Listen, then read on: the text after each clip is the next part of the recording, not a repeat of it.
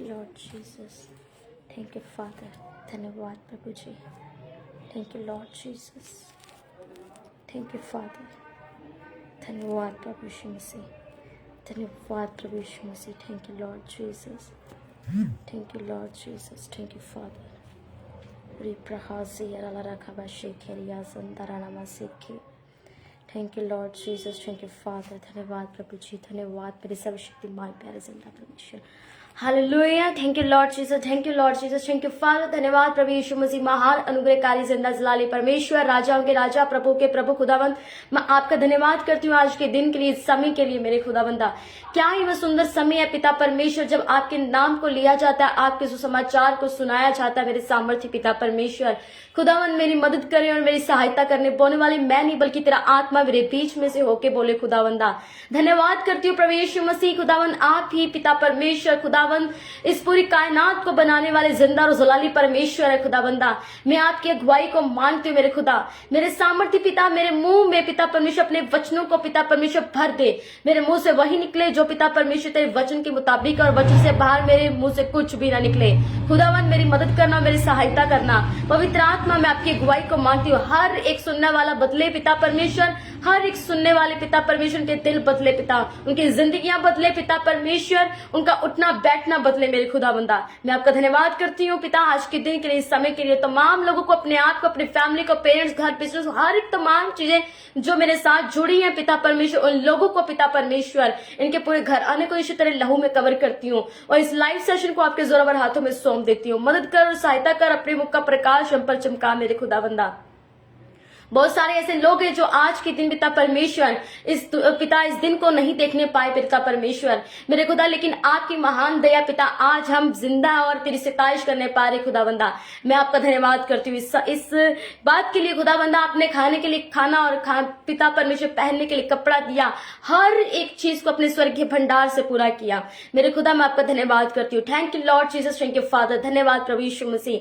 मैं इस सारे समय को आपके जोरावर हाथों में सौंप देती हूँ. धन्यवाद खुदावंदा. और मैं विश्वास करती हूँ अब्बा जी, बोलने वाली मैं नहीं बल्कि आपका आत्मा होगा पिता परमेश्वर. मेरी जीभ को अपने आग के शोले के समान इस्तेमाल कर. धन्यवाद प्रभु. मैं आपका धन्यवाद करती हूँ. इस प्रार्थना को मैं विश्वास करती हूँ आपने सुना और कबूल किया, और इस प्रार्थना को आपके प्यारे बेटे यीशु मसीह के सामर्थ्य और जिंदा बड़े नाम से मांग लेती हूँ. आमीन आमीन आमीन.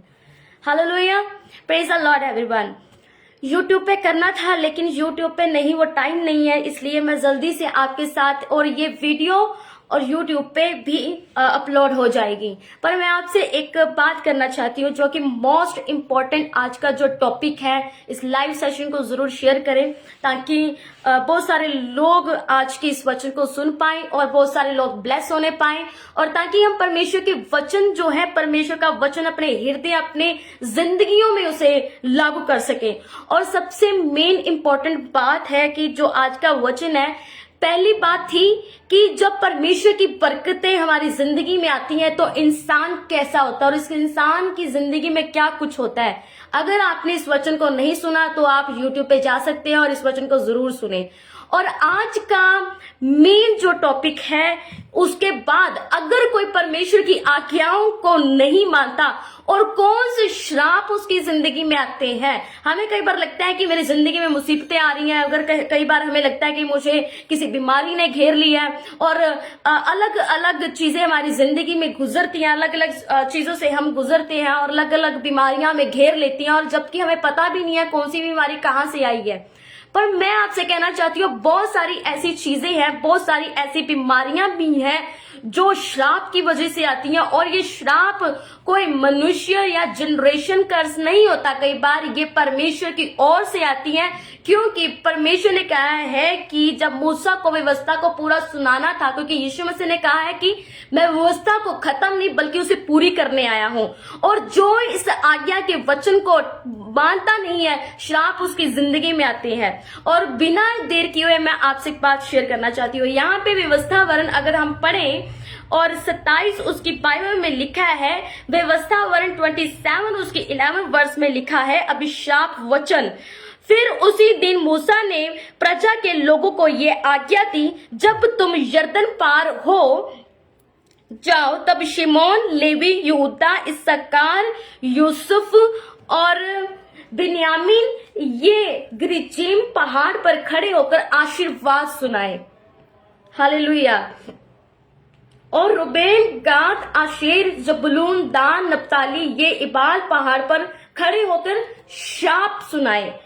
तब लेवी लोग सब इजरायली पुरुषों से पुकार के कहे, शापित हो वह मनुष्य जो कोई मूर्ति कारीगर से खुदवा कर या ढलवा कर निराले स्थान में स्थापित करे, क्योंकि इससे यहोवा घृणा करता है।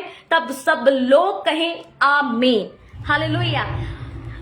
मैं आपसे कहना चाहती हूँ, हम लोग कई बार आमीन और हालेलुया बहुत जल्दी बोल देते हैं, पर हमें सोच समझकर आमीन और हालेलुया तो हम बोलते हैं, पर आमीन सोच समझ के बोला जाए तो यही आपके लिए, हम सबके लिए सही है।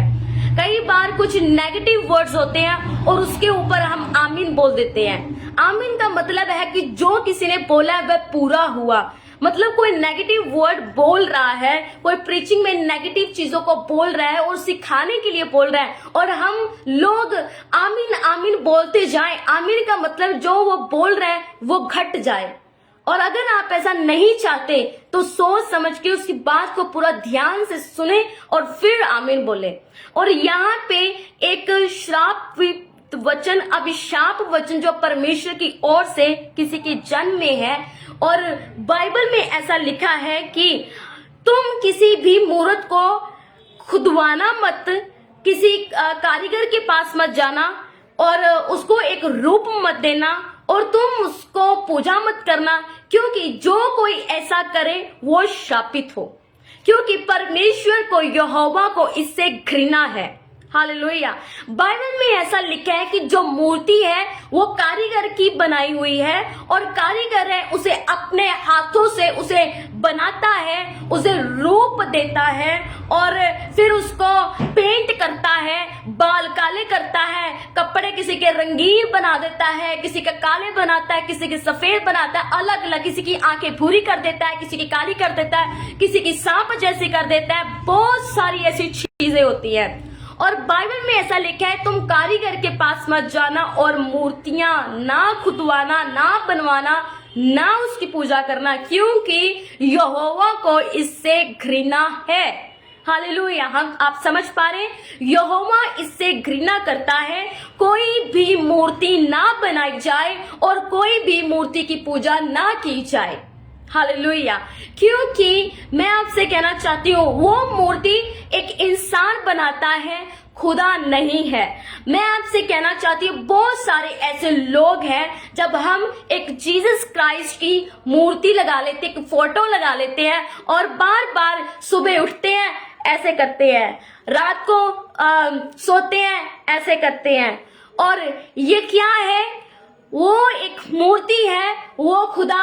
मैं आपसे कहना चाहती हूँ, खुदा जो है वो परमेश्वर, जिसे मूसा ही नहीं देख सका, और जिसे पौलुस, जब पौलुस के सामने यीशु मसीह आया और वो एकदम से अंधा हो गया और उसकी आंखों पर एक छिलका सा लग गया और वो कुछ नहीं देख पा रहा था, तो मैं आपसे कहना चाहती हूँ, जो ये मूर्तियां हैं, जो ये फोटोज हैं यीशु मसीह की भी, और ये एक कारीगर की बनाई हुई है, ये एक एक्टर है और एक्टर ने ये रोल को रचा है यीशु मसीह के, और खुद वो कहते हैं कि I am not Jesus Christ, और वो बोलता है कि आप मेरी वर्शिप ना करें, क्योंकि ये मैं हूं, ये एक मूर्ति है और कुछ भी नहीं है। और यीशु मसीह, मैं आपसे कहना चाहती हूँ, वो यीशु मसीह, वो जिंदा जलाली परमेश्वर, जिसे खुदावंद ने कह दिया तुम एक मूर्ति को ढलवाना मत, एक कारीगर की बनी हुई है, तो वो खुद खुदावंद कैसे कह सकता है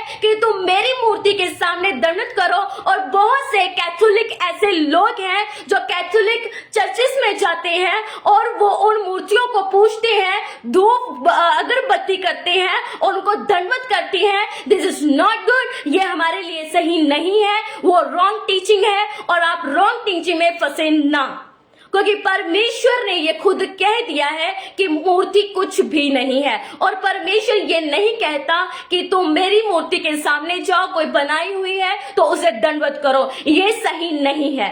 और ये अगर आप मूर्ति के सामने जाते हैं, आप उसे दंडवत करते हैं, इवन कि अगर आपके घर में भी यीशु मसीह की मूर्ति है तो प्लीज आप उसे घर से आप उसे निकाल ही दे तो ज्यादा बेटर है, क्योंकि शैतान भी बाइबल में लिखा है स्वर्गदूत का रूप धारण कर लेता है और वो उसका रूप लेकर भी आपके सामने आ सकता है।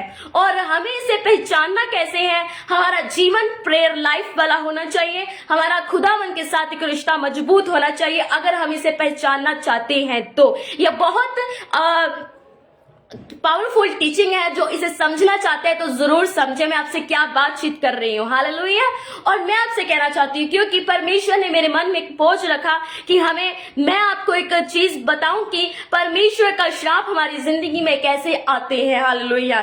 एक बार क्या हुआ कि बहुत टाइम के पहले कि हम एक कैथोलिक चर्च में गए थे, और कैथोलिक चर्च देखने में बहुत अच्छी लगती है, हम उसे देख सकते हैं, बट नॉट इवन कि आप उसे वर्शिप करें, आप उसे दंडवत करें। नो, परमेश्वर ने कहा है, क्योंकि बाइबल का एक ये वचन है, क्योंकि ये वचन अटल है जो परमेश्वर के मुख से निकलते हैं। अगर परमेश्वर ने कह दिया है कि आप किसी मूर्ति को दंडवत वहां करें और ना खुदवाएं, और ये कारीगर क्या कर रहे हैं, ये मूर्ति को बना रहे हैं और अलग अलग रूप दे देते हैं। क्या आप जानते हैं कि यीशु मसीह की एक ही मूर्ति, एक ही आकार हो? नहीं, आप अलग अलग जगह पे जाएंगे, यीशु मसीह की मूर्ति का अलग अलग आकार आपको दिखेगा। ये यीशु मसीह नहीं है और ये मूर्ति भी यीशु मसीह नहीं। और एक बार आपको अमेजिंग बात बताना चाहती हूँ कि एक बार ऐसा क्या हुआ कि क्रिसमस का दिन था और हम कैथोलिक चर्च में जैसे हम गए, और इवन हम ज्यादा खुदा को नहीं जानते, ना ही ज्यादा मजबूत थे, ना ही फेथ में। और मैं आपसे कहना चाहती हूँ कि फेथ क्या होता है, कि खुदा मूर्ति के सामने हम दंडवत नहीं कर रहे, लेकिन मुझे फेथ है, बाय फेथ मैं उसे नहीं देख, क्योंकि बाइबल में यीशु मसीह ने थोमा को कहा कि धन्य वे जो बिना देखे मुझ पर विश्वास करता है। हालेलुया। मैं आपसे कहना चाहती हूँ, हम एंटर किए चर्च में और यीशु मसीह की बहुत बड़ी मूर्ति थी, और जैसे ही हमने उस पर हाथ रखे, उसके पैरों पर हाथ रखे और उसको दंडवत किया, और मैं सच बता रही हूँ बहुत टाइम की बात है, इवन की 3-4 इयर्स नहीं, बहुत टाइम की बात है। और मैंने उसके हाथ रखे, उसके पैरों पे हाथ रखे उस मूर्ति पर, और मुझे ऐसा लग रहा था कि कुछ वाइब्रेट हो रहा है, कुछ सामर्थ या तो मिल रही है, मुझे कुछ समझ नहीं आ रहा था। ऐसा लग रहा था कुछ सामर्थ निकल रही है, वो मूर्ति से हाथ उठाया नहीं जा रहा था। और देन जब हम घर पे आए तो हमने अपने जो मेरे मामा थे उनको बताया, क्योंकि वो ज्यादा जो हमें लेके आए थे खुदा में, कि खुदा के बारे में बताया था, तो उन्होंने हमें बताया कि वो सामर्थ मूर्ति में नहीं थी, वो सामर्थ तुम में थी, आप में थी, वो सामर्थ आपकी खींच रही थी, वो आपका अभिषेक खींच रही थी। उस मूर्ति में कुछ भी नहीं है। हालेलुया। मूर्ति में कुछ नहीं है, वो आपका अभिषेक, आपकी सामर्थ को खींच रही थी। जो आप में अभिषेक भरा हुआ है वो आपके फेथ को, आपकी अनॉइंटिंग को खींच रहा था, वो मूर्ति खींच रही थी। और आपको पता है, मैं आपसे सच कहना चाहती हूँ, एक चर्च में ना जहां पे मूर्तियां हैं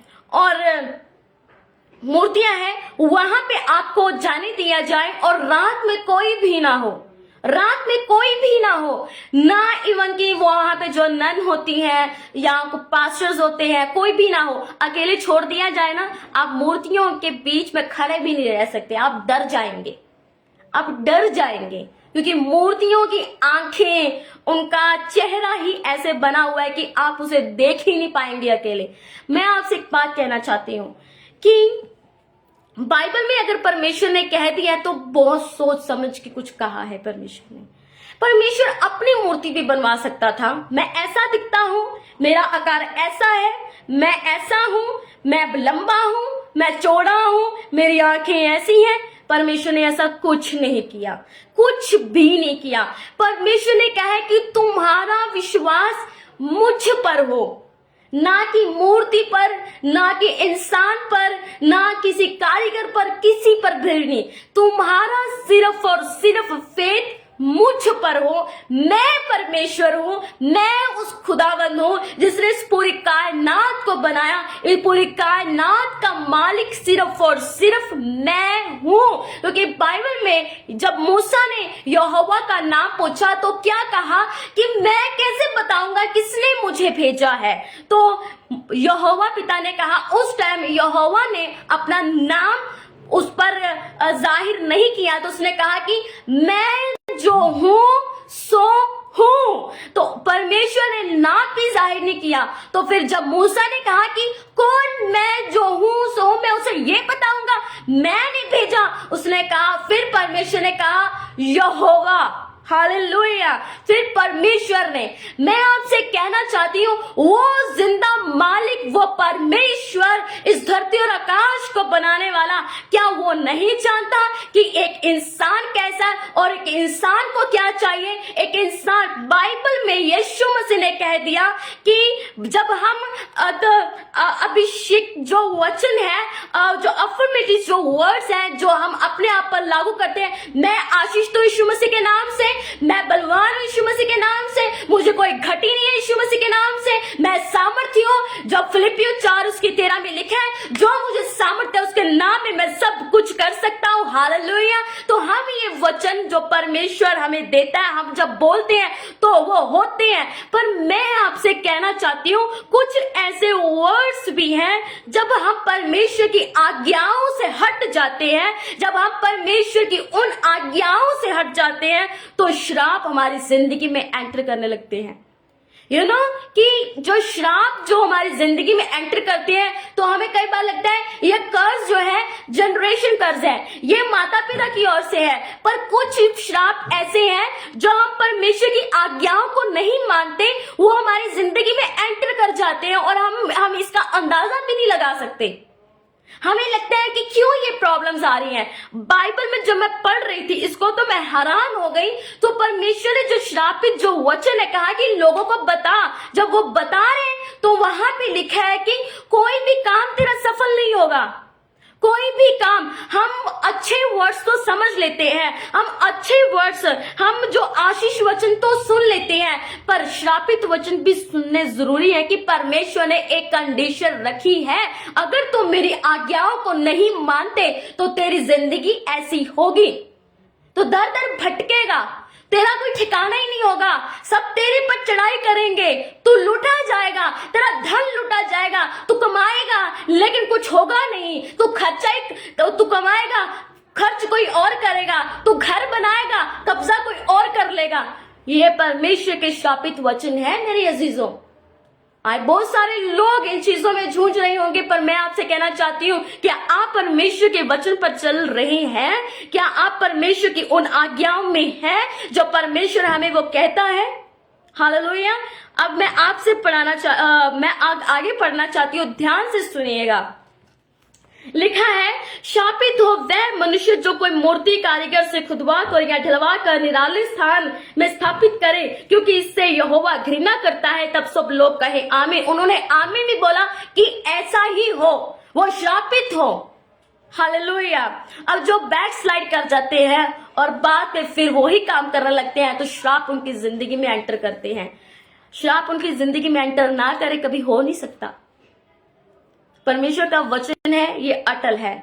श्राप उनकी जिंदगी में एंटर करते, उनको समझ भी नहीं आती कि कौन क्या क्या मेरी जिंदगी में घट रहा है। मुझे बीमारियां घेर रही हैं, कुछ बोलते हैं, मुझे ये फाइनेंशियल कंडीशन है, मुझे मेरे पास धन रुकता नहीं है, बीमारियों से मैं घिरा हुआ हूं। क्यों है? क्योंकि उनको पता ही नहीं है, आप परमेश्वर से हट गए हैं, आप मूर्तियों की पूजा करने लग गई हैं फिर से, जब परमेश्वर ने आपको बाहर निकाला, और परमेश्वर का श्राप आपकी जिंदगी में है। हमें रिपेंट करना होता है कई चीजों से, परमेश्वर से माफी मांगनी होती है, पर आपको पता है माफी भी इतनी जल्दी नहीं मिलती। परमेश्वर जानता है किसको माफ करना है। एक बार मैं पढ़ रही थी तो वहां पे लिखा है, मैं जिस पर दया करना चाहूं उस पर दया करता हूं, और जिस पर कृपा करना चाहूं उस पर कृपा करता हूं। आपको पता है दया और कृपा में क्या फर्क है? दया जो होती है वो सब पर होती है, और कृपा जो होती है एक पर्टिकुलर इंसान पर होती है। चाहे सर्च करके देख लीजिएगा, दया सब पर परमेश्वर करता है, लेकिन कृपा सिर्फ एक पर्टिकुलर इंसान पर करता है। वहां पे लिखा है, अगर आगे पढ़िए, शापित हो वह जो अपने माता पिता को तुच्छ जाने, तब सब लोग कहें आमीन। बाइबल में लिखा है बहुत सारे ऐसे लोग हैं जो अपने पेरेंट्स को कुछ समझते नहीं हैं, और बहुत सारे लोग खड्डे में गिर जाते हैं, और बहुत सारे लोग अपने माँ बाप को गालियां भी देते हैं। मैं आपसे कहना चाहती हूँ, गुस्सा किसको नहीं आता, मुझे भी आता है। कई बार बहुत सारी कुछ ऐसी कंडीशन हो जाती है तो ऐसा लगता है कि सब इधर का उधर कर दो, पर बाइबल में ऐसा लिखा है, पर अपने मुंह की तो चौकसी रखना, कि ताकि तेरे मुंह से कुछ भी ऐसा वचन ना निकले। गुस्सा करो परंतु पाप मत करो। बाइबल कहती क्रोध तो कर परंतु पाप मत कर। हम क्रोध में बहुत कुछ बोल देते हैं। हालेलुया। अपने माता पिता को कभी भी क्रोध में आके कुछ भी ऐसे वर्ड्स मत बोलें जिससे परमेश्वर को घृणा है, क्योंकि वो परमेश्वर है। परमेश्वर अपने आप उन लोगों को देख लेगा। अगर वो, कई बार ऐसा होता है कि माँ बाप भी अपने बच्चों के साथ गलत करते हैं। ये नहीं है कि बच्चे ही माँ बाप के साथ गलत करते हैं। बहुत सारे ऐसे लोग देखे गए हैं जिनके माँ बाप भी अपने बच्चों के साथ गलत व्यवहार करते हैं, गलत उनके साथ करते हैं। पर मैं आपसे कहना चाहती हूँ, उनको कुछ बोले मत। आपका परमेश्वर ने वचन जो दिया है आप उसको माने, क्योंकि बाइबल में लिखा है तू रिस्पेक्ट कर, तेरा ये कर्म है। वो खुद तेरे सारे जो उन्होंने तेरे साथ किया है वह बदला खुद ले लेगा, क्योंकि बाइबल में लिखा है तू अपनी लड़ाई खुद मत लड़ना, अपनी लड़ाई को यहोवा के हाथ में दे देना। यहोवा तेरी सारी लड़ाई को लड़ेगा। हालेलुया। चाहे वो कोई भी क्यों ना हो, आपके माँ बाप हो, आपके रिश्तेदार हो, आपके भाई बहन, आपके मित्र, चाहे कोई भी क्यों ना, आपका शत्रु भी क्यों ना हो, परमेश्वर अपने आप लड़ लेगा। आपका काम है परमेश्वर के वचन को पूरा करना। आप अपनी तरफ से राइट हो जाइए, परमेश्वर आपकी ओर से खुद ब खुद लड़ लेगा। बाइबल में आगे लिखा है, शापित हो वह जो किसी दूसरे की सीमा को हटाए, तब सब लोग कहें। अब शापित हो वह दूसरे की सीमा को हटाए। कई बार पता क्या होता है, सीमा का हटाना क्या मतलब है? बाइबल में ऐसा पता है क्या लिखता है? किसी की जगह से उसको हटा देना। उसको परमेश्वर की ब्लेसिंग जब उसकी लाइफ में है तो वो उसकी जिंदगी में होगी ही होगी। कई बार हम कहते हैं कि मैं तो बहुत पढ़ा लिखा हूँ, मैं तो ये हूँ, मैं तो वो हूँ, तो हम उसको उसकी जगह से ही हटाने की कोशिश करते हैं। तो परमेश्वर को इस बात से नफरत है, तो वो परमेश्वर की ओर से परमेश्वर का क्रोध उस पर आता है। तो कभी भी किसी के साथ दुर्व्यवहार मत करें। जो उसका है उसका ही रहने दे, उससे छीने मत, उसकी जगह मत उससे छीने। आगे लिखा है, शापित हो वह जो अंधे को मार्ग से भटका दे, तब सब लोग कहें आमीन। शापित हो वह जो अंधे को मार्ग से भटका दे। आपको पता है अंधे कितने प्रकार के होते हैं? अंधे भी कई प्रकार के होते हैं। हमें बहुत ध्यान से इन बातों को समझना है। और बहुत सारे ऐसे वर्ड्स हैं, मुझे नहीं लगता कि 1 घंटे में भी पूरे होंगे, पर मैं आपको समझाने की कोशिश जरूर करूंगी, सिर्फ और एक शॉर्ट से मैसेज के द्वारा। अंधे कितने प्रकार के होते हैं? जिनको कुछ मालूम ही नहीं है, जो भोला है, हम कई बार उसको उसके मार्ग से भटका देते हैं। एक बार क्या हुआ, मैंने किसी की बात को सुना था, तो एक किसी को जॉब चाहिए थी, एक लड़की को, और देन उसको जॉब चाहिए थी, और दूसरी जो लड़की थी उसको गलत रॉन्ग जॉब उसको आगे रिप्रेजेंट कर रही थी कि ये जॉब है तो इसे कर, पर उसको नहीं पता कि ये जॉब रॉन्ग है, ये जॉब रॉन्ग है, इसमें गलत काम होते हैं। पर वो उसको वो जॉब का रास्ता दिखा रही थी। पर आपको पता है किसी को गलत रास्ता भी दिखाना, उसको कुछ भी नहीं पता। अंधे तो कई प्रकार के होते हैं, पर उसको पता नहीं है ये रास्ता गलत है, ये जॉब ऐसी है, पर आप उसको वहां पे धकेल रहे हो, वो मर जाए, वो मिट जाए, वो इसमें डूब जाए। हालेलुया। तो वो शापित है वो व्यक्ति। कभी किसी के साथ ऐसा मत करो। हमेशा किसी को मार्ग दिखाना है तो सही राह दिखाए, गलत मार्ग कभी किसी को मत दिखाए। हालेलुया। कभी किसी के साथ गलत मत करें, कभी किसी के साथ चीटिंग मत करें। अगर आप किसी के साथ चीटिंग करते हैं, मैं हूं या आप हूं या कोई और भी है, हम लोग कभी किसी के साथ चीटिंग करते हैं तो उसका बदला हमें मिलता ही मिलता है। अगर बाइबल ऐसा बताती है, मैं नए नियम में भी पढ़ती हूं, तो तेरा व्यवहार ही तुझ पर लौट कर वापिस आएगा।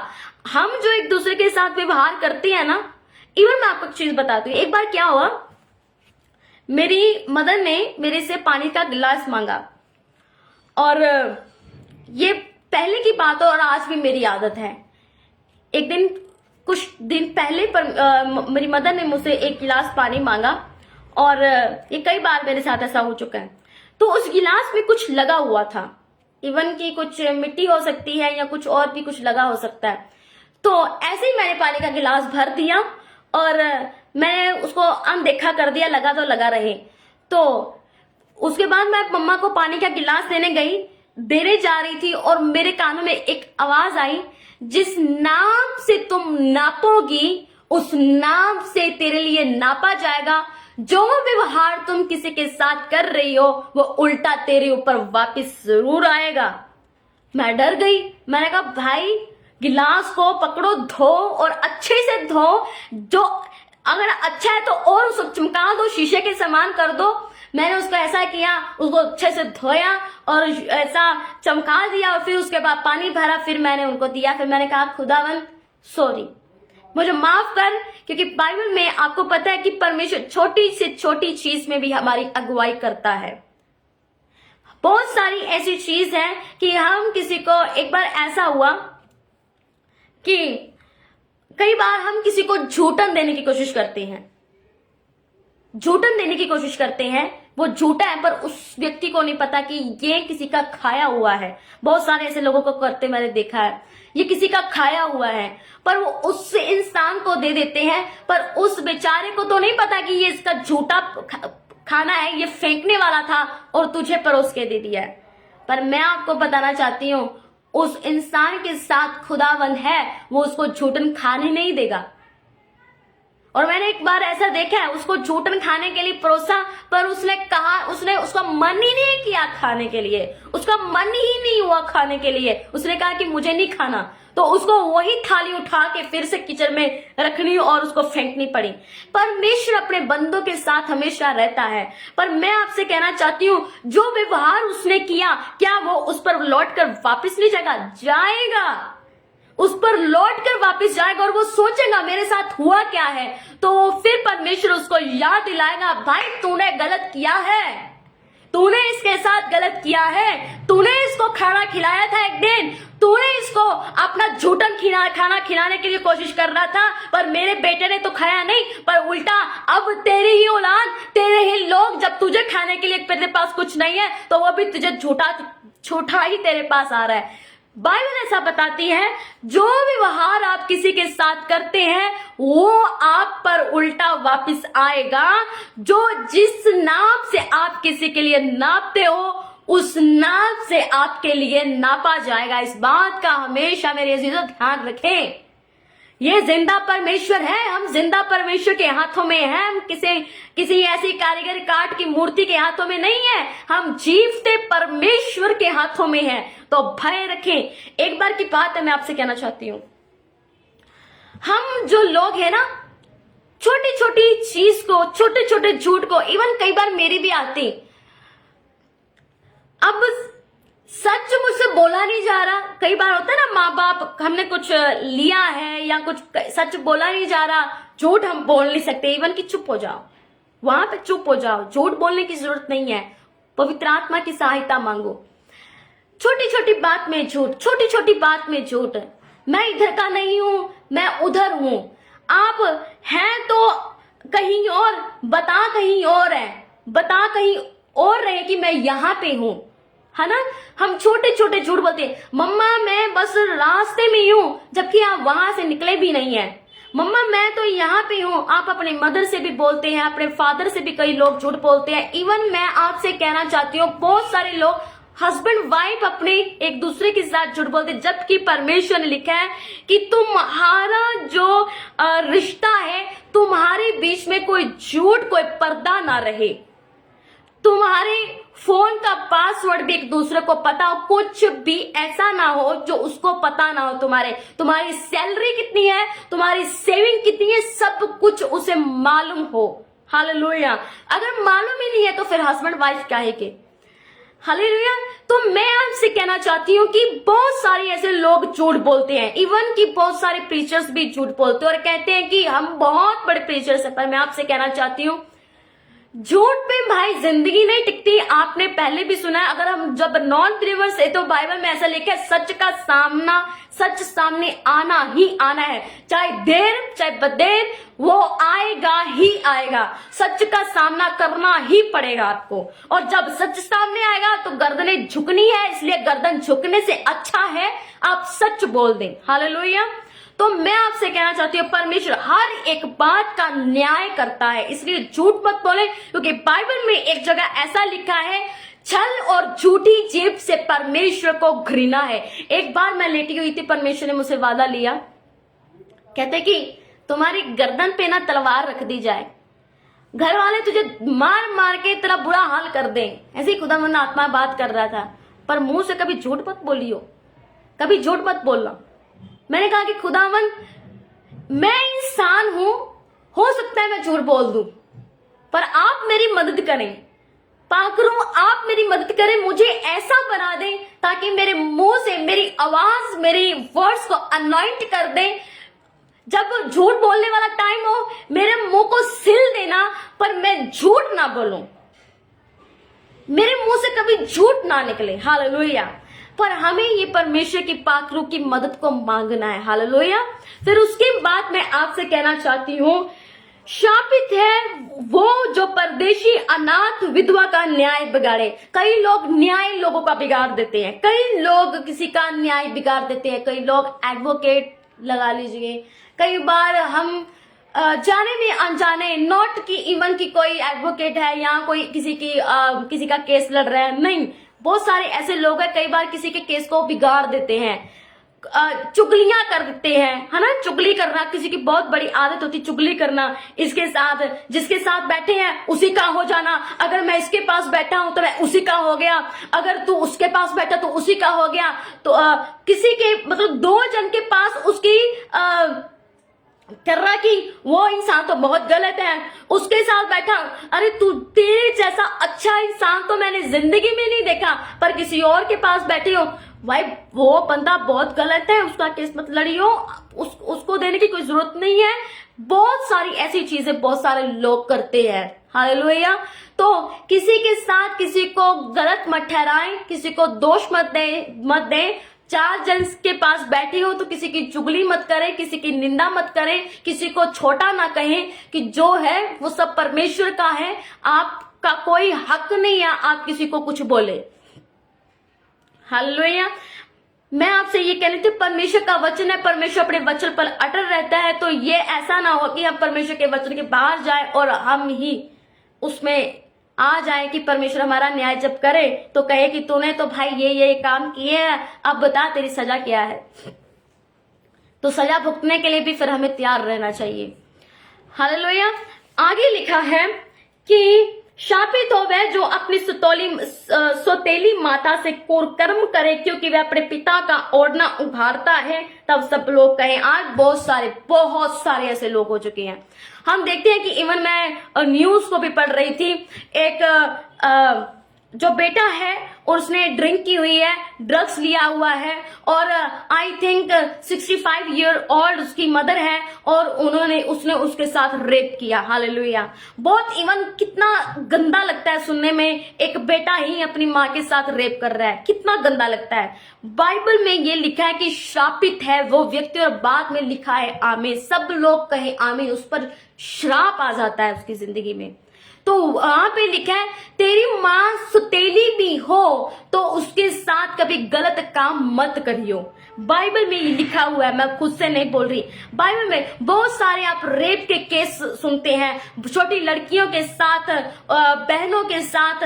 कुछ लोग तो मैंने यहां तक भी न्यूज को सुना है, यहां तक न्यूज को जिससे कहते हैं रोंगटे खड़े हो जाते हैं। ऐसा भी होता है जो रियल ब्रदर सिस्टर होते हैं, रियल ब्रदर सिस्टर, उनकी मैरिज हो जाती है।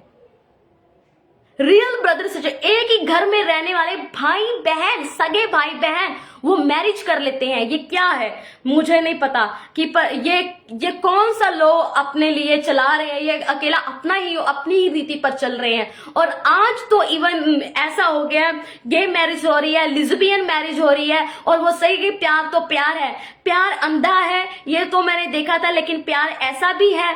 तो ये परमेश्वर कहता है कि ये खुद ब खुद श्राप अपनी जिंदगी में लाते हैं और लोग इसे एंटरटेन करते हैं। और बाइबल ये बताती है, मैं आपसे कहना चाहती हूं, जो लोग गलत करते हैं, जो लोग गलत लिज़बियन जो मैरिज करते हैं, गे जो मैरिज करते हैं, एंड देन ये सब चीजें जो हो रही हैं, आपको पता है कुछ लोग वीडियोस के दौरान इंटरटेन करते हैं कि वो लोग इंटरटेन करें। आज लगता है इंटरटेनमेंट का जमाना हो गया है। और जब आप कोई वीडियो ऑन करेंगे तो वहां पे कुछ ना कुछ पैसे कमाने के लिए यूट्यूब पे बहुत कुछ चल रहा है आज।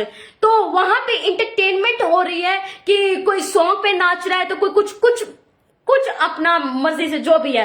तो बाइबल में लिखा है तुम उसे एंटरटेन भी मत करना। एंटरटेन करोगे तो तुम्हारी जिंदगी में जो चीजें होंगी वो तुम सोच नहीं सकते। एंटरटेन करना भी बाइबल में लिखा है, तुम उसे एंटरटेन मत करना, यानी तुम उसे एंजॉय मत करना। हालेलुया। बाइबल में मूसा को ये बोला था कि जो एंजॉय करे मार देना, ताकि दोबारा ऐसी गलती कोई भी ना करे। मैं आपसे कहना चाहती हूँ, पर यीशु मसीह व्यवस्था को खत्म करने नहीं, पर व्यवस्था को पूरा करने आया है। पर यीशु मसीह ने क्या बोला हम समझ नहीं पाते कि यीशु मसीह चाहता क्या है हमसे। कि यीशु मसीह ये चाहता है कि लिज़बियन मैरिज करें, गे मैरिज करें और सब इस चीज को एंटरटेन करें। वो तो परमेश्वर, जब परमेश्वर के घर में उस भवन में लोग व्यापार कर रहे, तो उसने कहा कि उसने आत्मा में गुस्से में आया और सब चीजों को फेंकने लग गया। उसने कहा कि मेरे परमेश्वर के घर को व्यापार का घर मत बनाओ। तो वो क्या लिज़बियन मैरिज करेगा, गे मैरिज करेगा, ये सब चीजें होंगी। एक बेटा अपनी माँ के साथ रेप करेगा, बहन भाई मैरिज करेंगे, तो क्या परमेश्वर खुश होगा? और हम इसे एंटरटेन करेंगे तो क्या परमेश्वर हमसे खुश होगा? और परमेश्वर ये नहीं पूछेगा क्या तुमने कुछ कदम उठाया, तुमने आवाज उठाई, तुमने नहीं आवाज उठाई ना, चल मेरे सामने से। अब जिसने आवाज उठाई है वो सामने आओ। तुम लोगों ने, बाइबल में लिखा है हर किसी को परमेश्वर ने तोड़ा दिया है। परमेश्वर ने हर किसी को एक तोड़ा दिया है कि तुम अपने हिसाब से काम, परमेश्वर ने कामों को करना। पर अगर हम उस तोड़े को ना इस्तेमाल करें, ना परमेश्वर के, हर एक विश्वासी के लिए परमेश्वर ने एक चीज को बोला कि सुसमाचार सुनाना। क्या आज विश्वासी वो काम कर रहा है? हर एक विश्वासी, जब हम परमेश्वर में आते हैं, हम बपतिस्मा लेते हैं, हम परमेश्वर को मानते हैं, क्या हम किसी को सुसमाचार सुनाते हैं कि वो जिंदा परमेश्वर ने हर किसी को तोड़ा देके एक एक तोड़ा दिया है। बाइबल में लिखा है जो तोड़े का इस्तेमाल नहीं करेगा उसे ले लिया जाएगा, और जिसके पास है उसे दे दिया जाएगा ताकि उसके पास और हो जाए। हालेलुया। कभी किसी ऐसी चीज को एंटरटेन मत करें कि आपकी जिंदगी में उथल पुथल होनी शुरू हो जाए। हालेलुया। आगे लिखा हुआ है, शापित हो वह जो किसी प्रकार के पशु से कुकर्म करे। आज जब मैं पढ़ रही थी तो मुझे एक बात याद आ गई। एक बात याद आई कि एक पास्टर से बहुत टाइम पहले की बात हो रही थी, तो उसने कहा कि लोग जो एनिमल्स होते हैं उनके साथ गलत काम करते हैं। एनिमल्स के साथ, डॉग्स के साथ, हॉर्स के साथ और अलग अलग उन्होंने कहा कि गलत काम करते हैं। बाइबल में ये साफ लिख दिया है। जो अभी पीछे न्यूज भी आ रही थी, एक किसी ने किसी डॉग के साथ गलत काम किया, और मैं सोच के हैरान हूं कि लोगों ने जानवरों को भी नहीं छोड़ा। उस शैतान ने लोगों के अंदर इतना गंद भर दिया, शैतान ने लोगों के अंदर इतनी वो लालसा को भर दिया है कि वो जानवरों को पकड़ रहे हैं, उनके साथ गलत काम कर रहे हैं। हालेलुया। तो मैं ऐसे जब केस को सुन रही थी, जब उस न्यूज में आ रहा था, तो मैं सोच रही थी कि आज बाइबल भी हमें ये बताती है कि शापित हो वह जो किसी प्रकार के पशु से कुकर्म करे, शापित हो वह व्यक्ति जो किसी पशु के साथ गलत काम करता है। हालेलुया। आज तो बहुत सारे लोग, अब हम बहुत सारे ऐसी मैंने कंट्रीज देखी हैं, और जो फॉरेन कंट्रीज, वहां लोग एनिमल्स के साथ गलत काम करते हैं। इवन कि अब तो इंडिया में भी ये चीजें होनी शुरू हो गई हैं एनिमल्स के साथ। तो मुझे कई बार ऐसा मुझे हंसी भी आती है कि अब इंसान तो सेफ नहीं था, पर अब कुत्ते जानवर भी सेफ नहीं है। अब कोई जानवर भी सेफ नहीं है इंसानों से। हालेलुया। जानवर भी इंसानों से अब सेफ नहीं है। उन्हें भी डर है कि इंसान पता नहीं कब क्या कर देगा, कुछ नहीं पता। हालेलुया। पर आपने कभी देखा है कि मैंने इस बात को एक नोटिस किया है कि जो एक गलत लालसा एक इंसान के अंदर है ना, जो एक लस्ट, जो एक ऐसी चीज जो शैतान की डाली हुई, कि वो एक ऐसी गंदी लालसा जो किसी हफ्शियों के समान, जो किसी को पकड़ के किसी के साथ गलत काम कर देना, रात जाते किसी लड़की के साथ गलत काम कर देना। और मैं आपसे कहना चाहती हूँ, आपको कहीं आपने नोटिस किया है?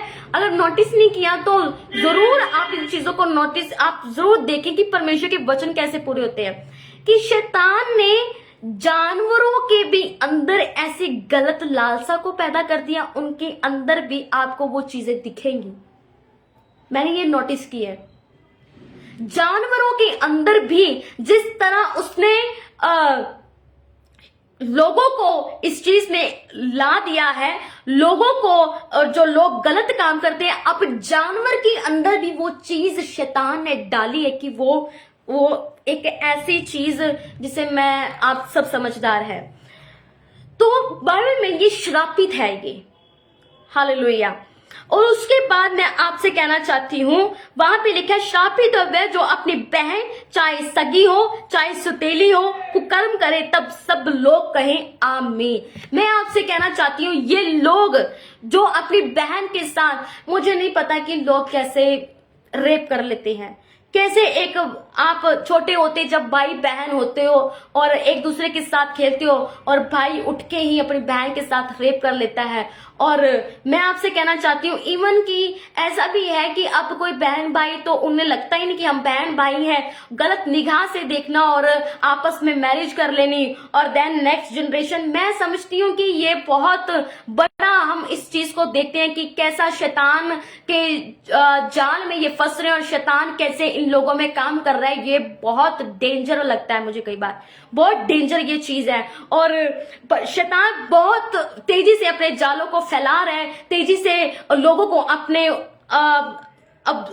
लेके आ रहा है अपने।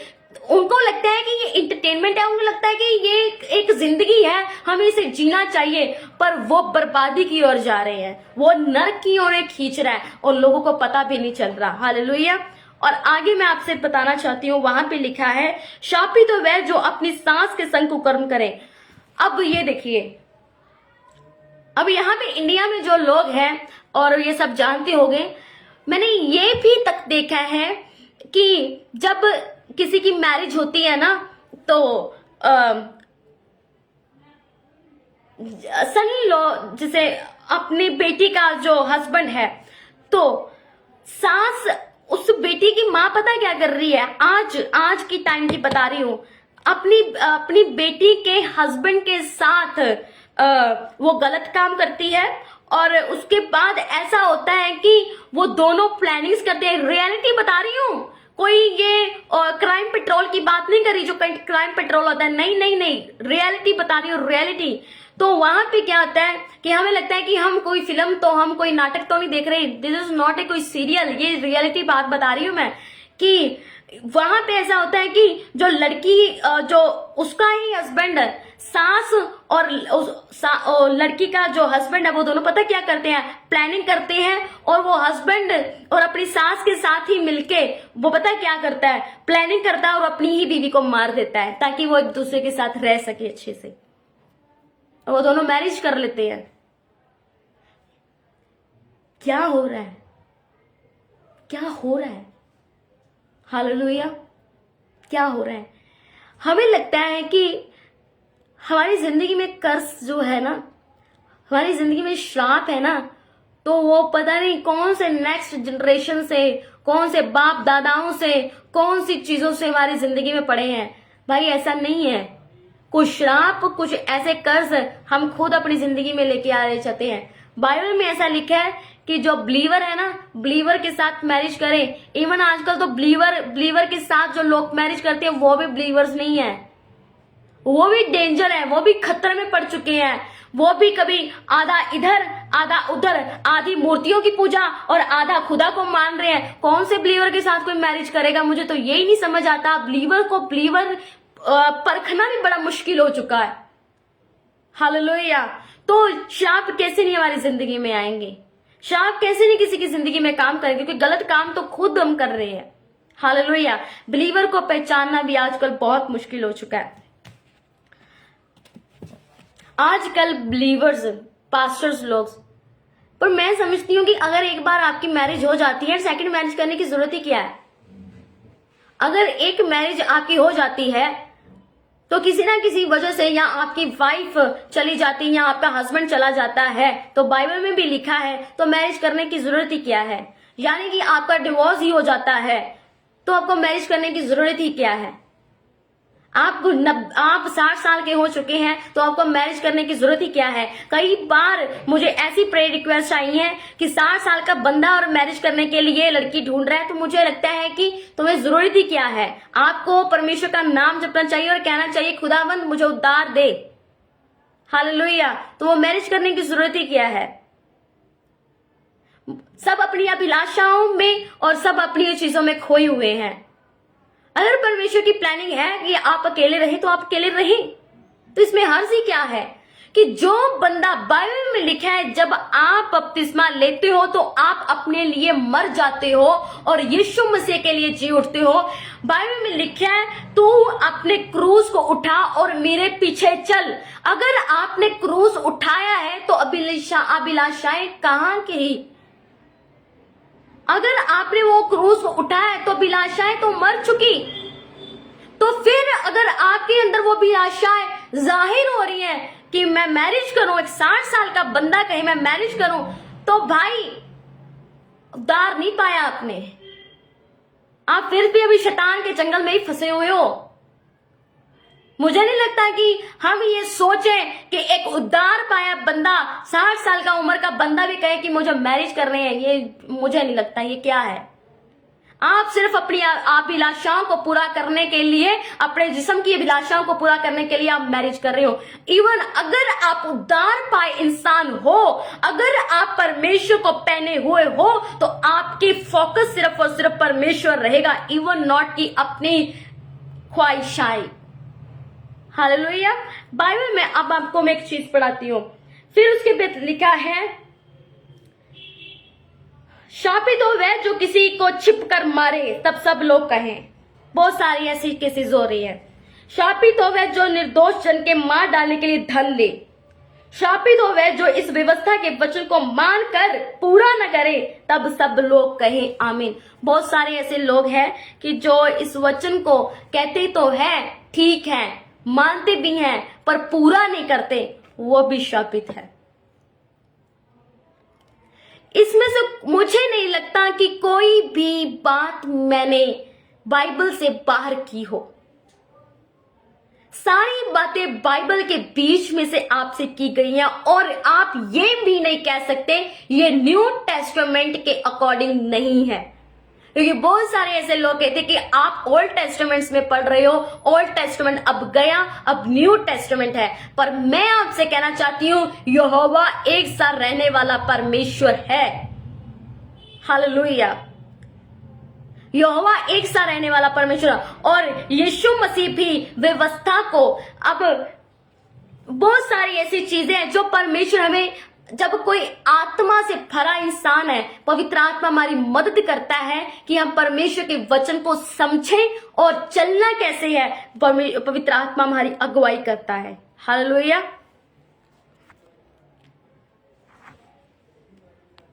हालेलुया।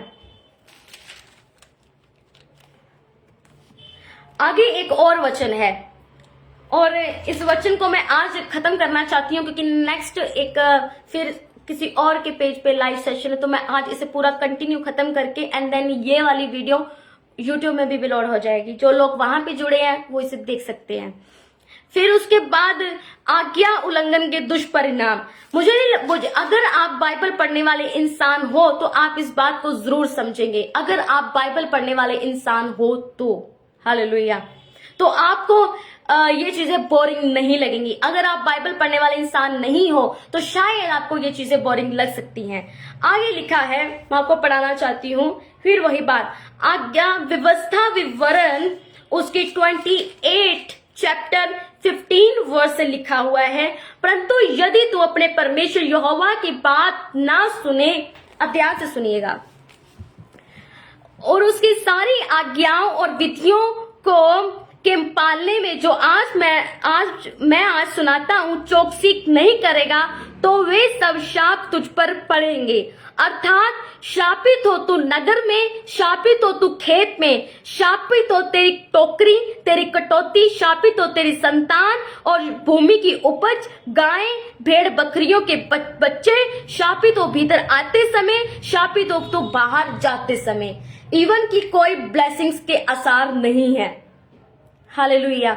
जो कोई इस बात को, परमेश्वर के वचन को नहीं मानता तो कोई आसार नहीं है कि ब्लेसिंग आपकी जिंदगी में आए। हालेलुया। इस बात को हमेशा जानिए। अगर परमेश्वर ने आशीषें इतनी बड़ी रखी हैं, अगर आपने आशीष वाले वचन नहीं सुने तो जाके यूट्यूब में जरूर सुनिएगा कि परमेश्वर ने कितनी बड़ी आशीषें रखी हैं। पर अगर आप परमेश्वर के वचन को नहीं मानते तो ऑटोमेटिकली आपकी जिंदगी में शापित वचन आएंगे, क्योंकि बाइबल में लिखा है आज्ञा उल्लंघन के दुष्परिणाम भी क्या है। बहुत सारे लोग इस बात को समझते नहीं है। वो कहते कि नहीं ऐसा कैसे हो सकता है, पर अब नहीं समझेंगे तो बाद में आपको समझना तो पड़ेगा ही, आज नहीं तो कल समझेंगे जरूर।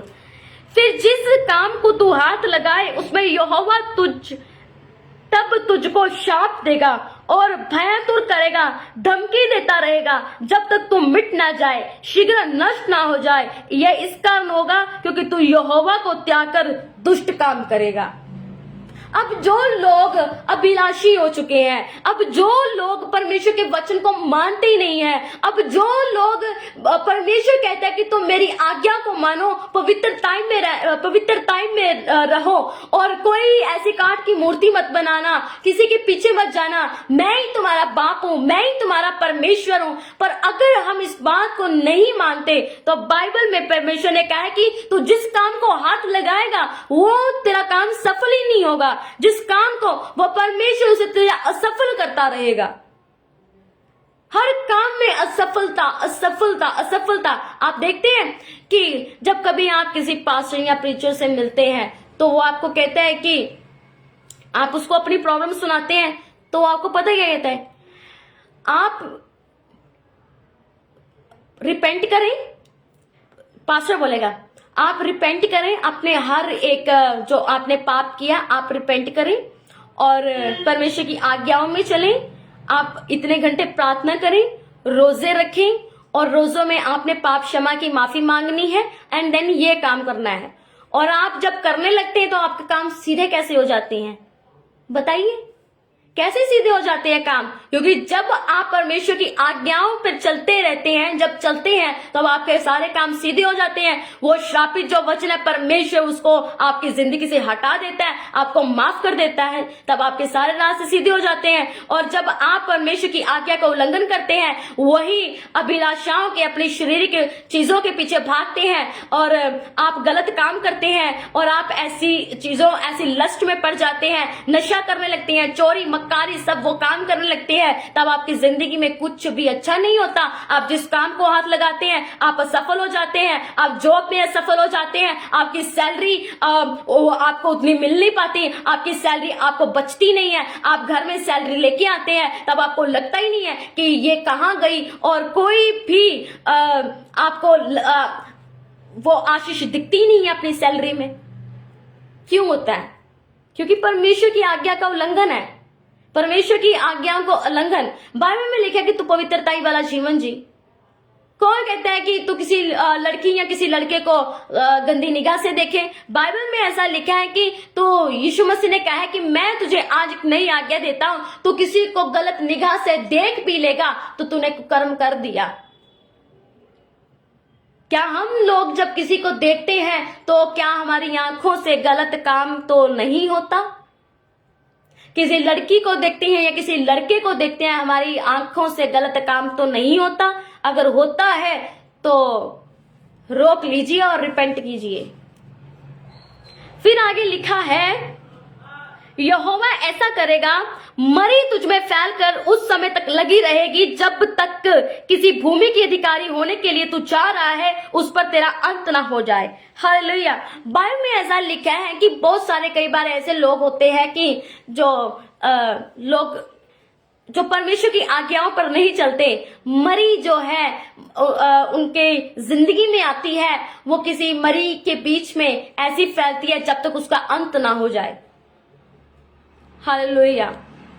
कुछ चीजें तो परमेश्वर की योजना होती हैं, पर कुछ चीजें परमेश्वर की आज्ञा का उल्लंघन करने की वजह से होती है। ये समझने की बात है।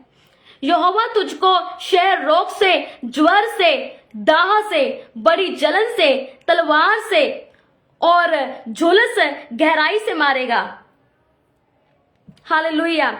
बाइबल में ऐसा लिखा है, यहोवा तुझे अन्य जो रोग आपकी जिंदगी में आने शुरू हो जाएंगे और ज्वर होगा, दाह होगी, बड़ी जलन से, तलवार से, झुलस से, गेरुई से मारेगा। वे उस समय तक तेरा पीछा किए रहेगा जब तक तेरा सत्यानाश ना हो जाए। तेरे सिर के ऊपर आकाश पीतल का, तेरे पांव के तले भूमि लोहे की हो जाएगी। यहोवा तेरे देश में पानी के बदले बालू और धूल बरसाएगा और वे आकाश के तुस तक यहां तक बरसेंगी जब तक तेरा सत्यानाश हो जाए। यहोवा तुझको शत्रुओं से हरवाएगा, तू एक मार्ग से उसका सामना करने को जाएगा परंतु 7 मार्ग से होकर उसके सामने से भाग जाएगा। पृथ्वी के सब राज्यों में मारा फिरा करेगा। तेरा शव आकाश के भांति के पक्षियों और धरती के पशुओं का आधार होगा, उनको कोई भगाने वाला ना होगा। यहोवा तुझको मिस्र में से फोड़े और बवासीर और दांत खुजली से ऐसा पीड़ित करेगा तू चंगा ना हो सकेगा। हालेलुया। आप समझे मैंने क्या बोला? बाइबल में ये जो श्रापित जो वचन है परमेश्वर ने लिखे हैं कि वो बहुत सारे ऐसे लोग हैं जिनको आप ये सुनते होंगे, जिनको प्रॉब्लम होती है, आप फोड़े, जिनको कई बार बवासीर की प्रॉब्लम होती है, दांत खुजली, ऐसा रोग होता है जो प्रेयर करवाते हैं, कई बार प्रेयर के दौरान भी नहीं जाते क्योंकि श्राप उनकी जिंदगी में है। अब जो एक अनॉइंटेड मैन उस पर हर कर्ज, हर श्राप जो उस पर डांटता है, ब्रेक करता है, एंड देन उसकी लाइफ में वो श्राप चले जाते हैं और वो बंदा ठीक हो जाता है। हालेलुया। क्योंकि परमेश्वर अपने जनों की सुनता है। तो ये सारे रोग जो हैं, जब हम परमेश्वर की आज्ञा को नहीं मानते, वो हमारी जिंदगी में एंटर करते हैं और हम सोचते हैं कि हमारी जिंदगी में ये रोग कैसे आ गए। ये परमेश्वर की आज्ञा का उल्लंघन करना है कि जब हम कुछ बीमारियों से ग्रस्त हैं, क्या हमने कुछ गलती तो नहीं की? पर मैं जानती हूं कि जो कोई गलती करता है उसको याद होता है तो रिपेंट करे, परमेश्वर से माफी मांगे। फिर थोड़ा सा है, मैं उसको करके मैं एंड करूंगी क्योंकि आज करना बहुत जरूरी है।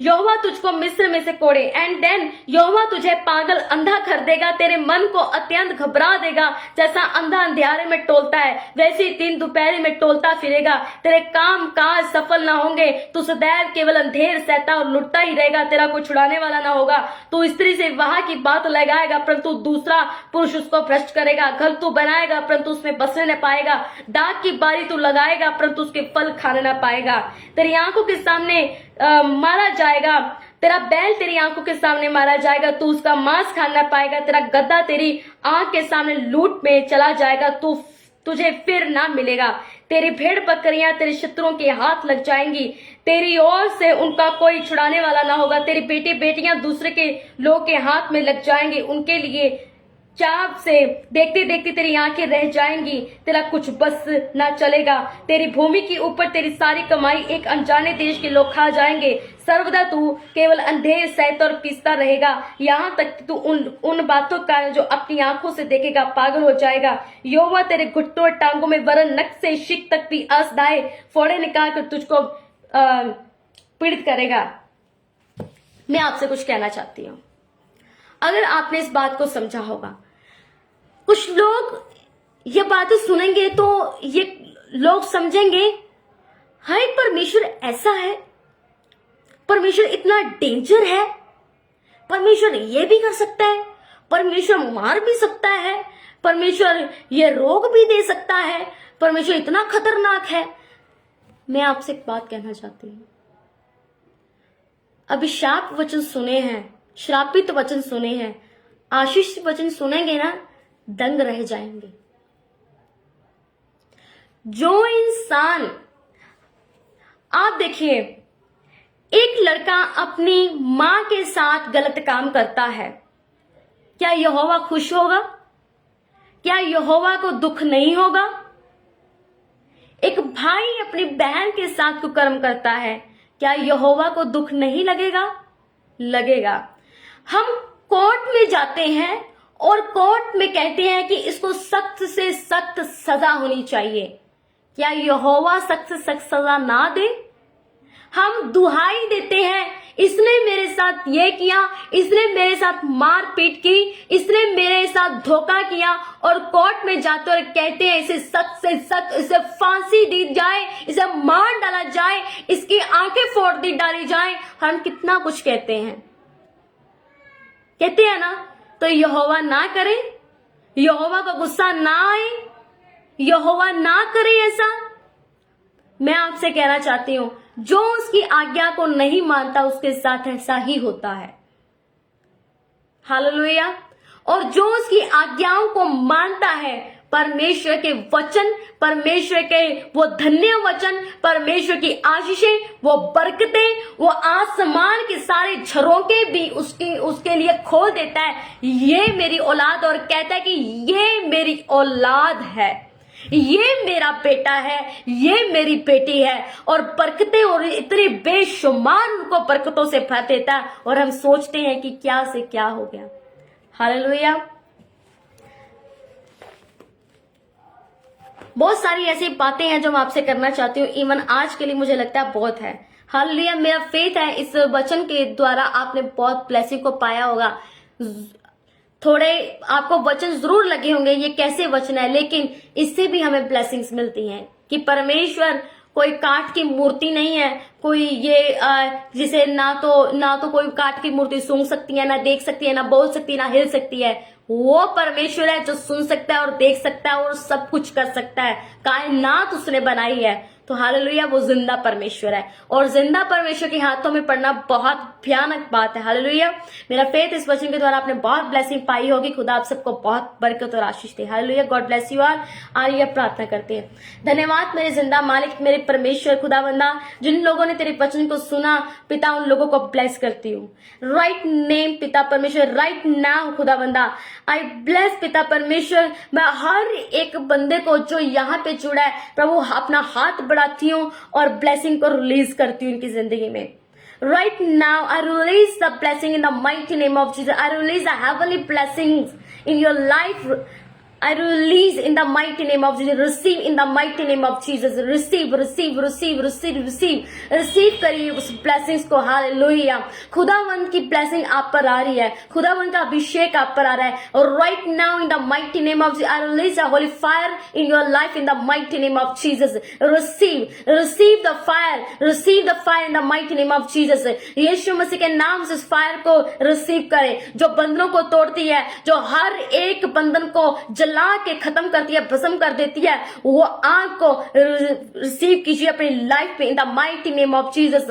हालेलुया। चारों दिशाओं से ब्लेसिंग को रिलीज करती हूँ। जो खुदावंद की आज्ञाओं में है, खुदावंद तेरी ब्लेसिंग्स उनकी जिंदगी में आए। हर दरवाजा यीशु मसीह के सामर्थ्य नाम से ओपन हो जाए। हर दरवाजा, इनके खत्ते ब्लेस भरे रहे, इसके भंडार, रसोई घर, हर चीज ब्लेस रहे यीशु मसीह के नाम से। इनकी जॉब को पिता परमेश्वर ब्लेस करती हूँ, और पिता कभी भी इनके हाथ खाली ना रहे मेरे सामर्थ्य पिता। इनके हाथों के कार्यों को ब्लेस कर प्रभु यीशु मसीह के नाम से। और खुदावंदा प्रभु यीशु मसीह पिता, इनकी मदद कर, सहायता और तेरी दया इन पर आने पाए मेरे खुदा। अपने मुख का प्रकाश हम पर समकम चका मेरे पिता परमेश्वर। धन्यवाद खुदा, थैंक यू फादर। धन्यवाद प्रभु यीशु मसीह। विश्वास करती हूँ आपने इस प्रार्थना को कबूल किया, और मैं विश्वास करती धन्यवाद करती हूँ आपने मेरी मदद की और सहायता की। Thank you Lord Jesus. विश्वास करती हूँ मेरे खुदा, और इस प्रार्थना को आपके प्यारे बेटे यीशु मसीह के सामर्थ्य जिंदा बड़े नाम से मांग लेती हूँ। आमीन आमीन आमीन। Hallelujah. God bless you all.